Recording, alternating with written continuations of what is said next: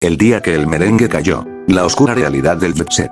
Inicio. El lunes sombrío era un inicio de semana habitual en Santo Domingo, República Dominicana, con la particularidad de que esa fecha más de 800 personas se dieron cita para gozar del ritmo, la bebida, la alegría y el prestigio que otorgaba asistir al Jet Set, una sala de fiestas de alto nivel donde cualquier jornada podías encontrar deportistas famosos, magnates y hasta políticos. Justo esa noche actuaba la leyenda merenguera Ruby Pérez. Todo lucía impecable. La concurrencia bailaba y disfrutaba del ambiente, así que no resultaba extraño que muchos filmaran la velada con sus móviles. Pero sin imaginarlo, lo que estaban capturando eran en realidad sus instantes finales. Así es, hoy vamos a profundizar en la verdad oculta tras uno de los sucesos más dolorosos de años recientes. Y es que detrás de este episodio no es que un asteroide cayera de pronto en el techo y todo se viniera abajo, sino que tras el suceso hay mucha codicia, descuido y, por supuesto, una gran corrupción, la cual, trágicamente, causó que cientos de seres humanos ya no nos acompañen.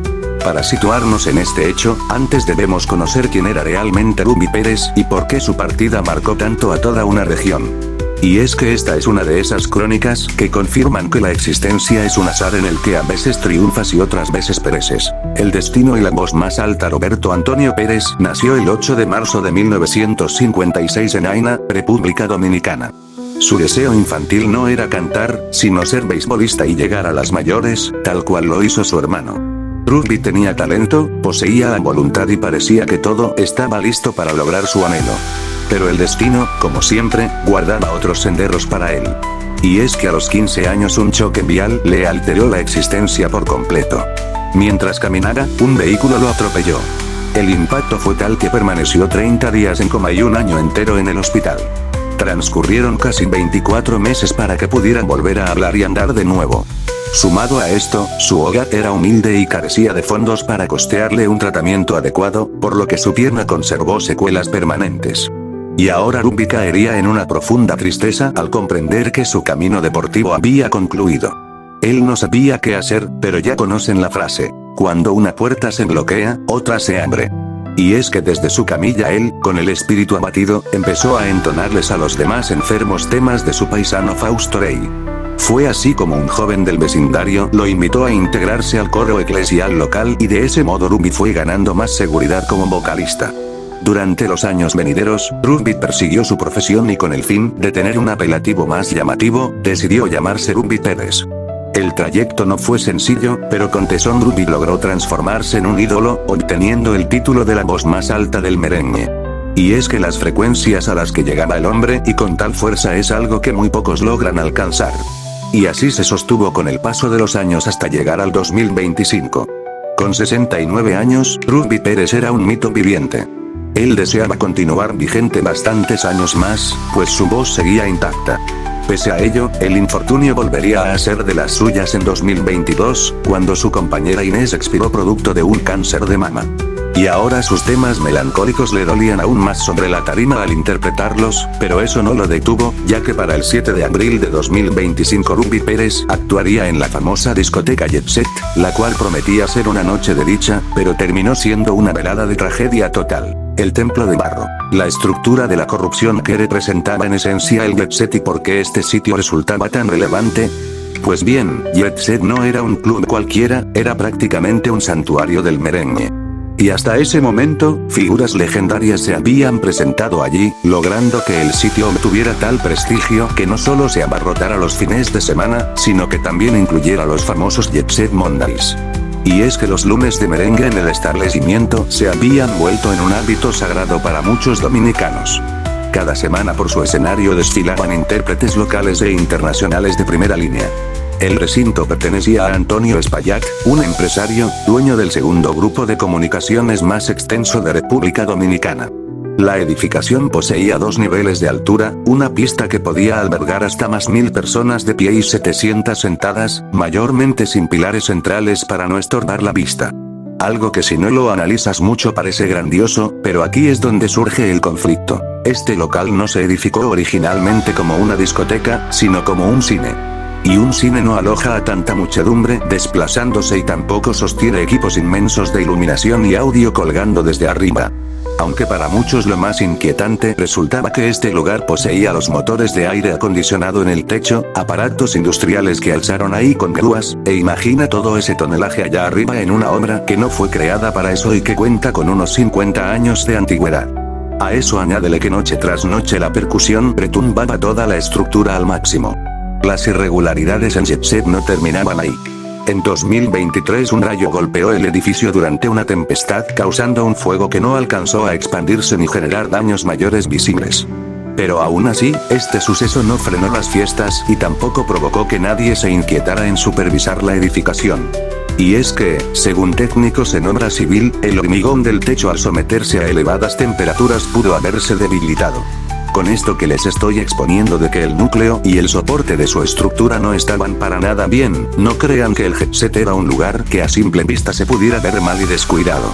Su dueño sí que se esmeraba en remodelarlo continuamente, pero no para velar por el bienestar de sus asistentes, sino para mantenerse actual y superar a la competencia, proyectándose como una discoteca moderna. Cantidades ingentes de dinero se invertían en decoración, marketing y equipos de sonido y luces. Esencialmente puro maquillaje para facturar más. Ahora, sabiendo que el Jet Set era una bomba de tiempo de la que nadie se ocupaba, llegamos al instante en el que se difunde que el gran Rubby Pérez se iba a presentar el lunes 7 de abril, fecha en la que no estaba planeado que el gran cantante hiciera acto de presencia, pero para su mala fortuna, a Rubby ese día le venía perfecto. Muchos artistas requieren a varios más como invitados para llenar una discoteca un lunes, pero Rubby Pérez era tan icónico que la llenaba él solo, por lo que muchos no vacilaron en acudir. El colapso. Minuto a minuto el evento inició poco antes de las 12 de la noche y con su vitalidad distintiva, Rubby subió a la plataforma junto a su hija Zulinka, de 33 años, quien era cantante y corista. Ella llevaba años colaborando así con él. Y para que observen cómo son las cosas, antes de arrancar, sin sospechar lo que estaba por suceder, Rubby le sugirió a su hija que esa noche se mantuviera unos pasos detrás de él en el podio, algo inusual. Y este sería un movimiento protector de padre que, sin saberlo, acabaría salvándole la vida a su hija y le permitiría relatarnos este relato desde la primera fila. El ambiente era increíble. Los reflectores resplandecían, la voz de Rubby resonaba potente, el público bailaba y así se escucharon 8 temas sin interrupción. La multitud estaba eufórica y todo parecía ser una velada perfecta más en la trayectoria del mito. De este modo, cerca de la 1 de la mañana, cuando Rubby se preparaba para cantar de color de rosa, su hija Zulinka empezó a percibir algo extraño que la inquietó. Observó gestos inusuales en la audiencia, como si la gente se desplazara hacia un costado con rostro de angustia, instante en el que también muchos con sus móviles dejaron de filmar a Rubby para comenzar a grabar un techo, ya que un polvillo empezó a caer de este. Pero tal como comenta su hija, Rubby tenía la costumbre de cerrar los ojos al entonar, por lo que el artista no se percató de lo que ocurría. Pero aún así, si este hubiera estado al tanto, ya resultaba muy tarde para poder librarse. Lo que se vivió en el Jet Set no se sintió como la caída de un techo, sino como una detonación. De repente se pasó de escuchar tonadas a escuchar gritos. Y ahora solamente se escuchaba un silencio, el cual causaba hasta más terror que los mismos alaridos. Y paso a paso este se invadió por el desespero de los supervivientes para poder escapar de los escombros a la vez que intentaban auxiliar a sus seres queridos. Las alarmas de socorro empezaron a sonar a los pocos minutos. Fue un desastre, una catástrofe como pocas veces se ha observado. Todo estaba oscuro y cualquier luz lo único que hacía visible eran las nubes de escombro que hacían imposible respirar y ver a 1 metro de distancia. El testimonio y el duelo nacional escucha la confesión de cómo lo sufrió Zulinka. O sea, me protegió hasta el último segundo, tal vez sin pensarlo. Él entró ahí y empezó todo a derrumbarse. Papi tenía la costumbre de cantar con los ojos cerrados, él no vio nada. Cuando se dio cuenta, ya tenía todo encima. Esa estampa no se borra de mi mente. Yo vi cuando le cayó la viga y lo aplastó. Otra viga atrapó a mi esposo y le cayó encima, lo tenía aprisionado, le faltaba el aire y me decía, mi amor, papi está ahí abajo. Yo le decía que escapara, porque el niño se nos iba a quedar solo. Salir de allí no resultó sencillo. Zulinka tenía apenas 2 meses de haberse operado, no podía realizar esfuerzos. El escenario quedó deshecho con cables y restos.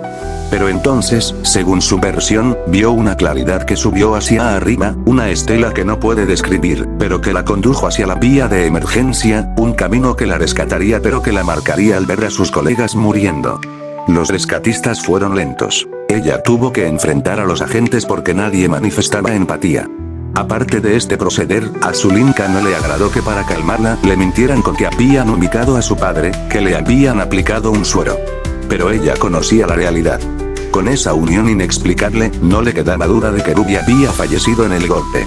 No obstante, Miguel, el esposo de Zulinka, logró salvarse de milagro. Él cuenta que ni sabe de dónde sacó fuerzas para quitarse la viga. Intentaba acercarse a Ruby, pero era inviable.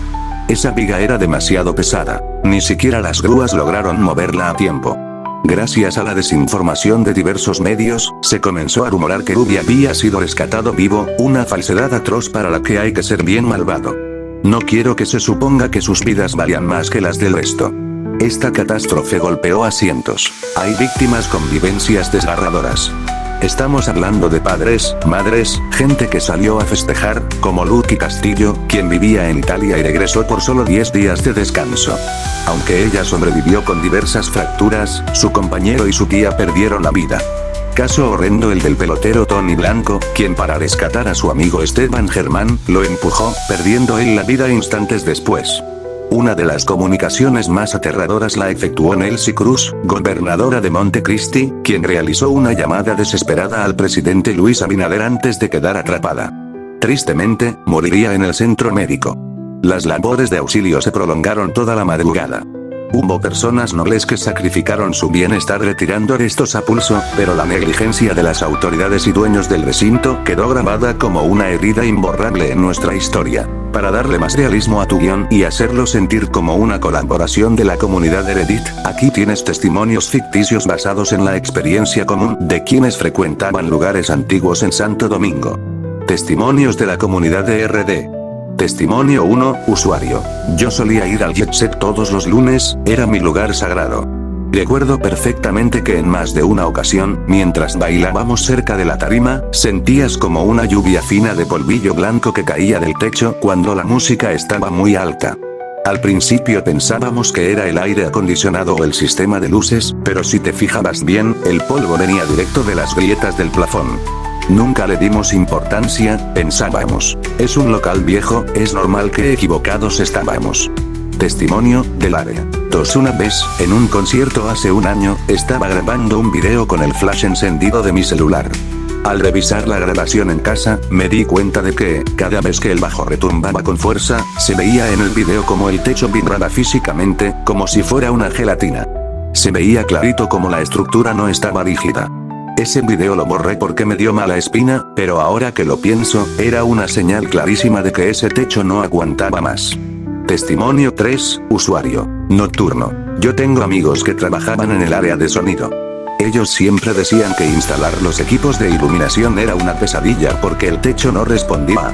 Decían que los tornillos se aflojaban solos por la vibración constante. Hay una grabación que circula en grupos de WhatsApp de una fiesta de hace meses, donde se ve que una lámpara industrial se mueve de forma inusual durante todo el tema. El dueño estaba más preocupado por poner pantallas LED gigantes que por ver si la losa aguantaba el peso. Fue pura negligencia. Testimonio 4, usuario. Testigo ocular 77. Esa noche, cuando empezamos a ver el polvo, no fue un susto nuevo para nosotros. Los que íbamos seguidos sabíamos que a veces caía tierrita. Por eso al principio nadie salió corriendo, pensamos que era lo de siempre por el bajo potente. Fue cuando empezamos a escuchar los crujidos metálicos, como si estuvieran doblando un metal grueso, que la gente entró en pánico total. La gente que no era de ir siempre se quedó paralizada viendo hacia arriba, y los que sí éramos habituales fuimos los primeros que empezamos a movernos hacia las salidas, pero ya era muy tarde. Pero esto no fue una sorpresa total para todos. En foros de internet y grupos locales, muchos usuarios ya habían dejado constancia de las señales que el edificio enviaba. Testimonios en redes sociales hablaban de una constante lluvia de escombro fino cada vez que el bajo alcanzaba su punto máximo. Hay grabaciones de fiestas pasadas donde, con el flash del celular, se alcanza a apreciar la vibración inusual de las estructuras superiores. La comunidad lo sabía, lo comentaban en redes, pero nadie, absolutamente nadie, tomó las medidas necesarias para evitar lo que ya era un secreto a voces. ¿Qué opinan ustedes de este caso? Reddit Reales RD. ¿Creen que la corrupción en las licencias de obra es el mayor riesgo en nuestros centros de ocio nocturno?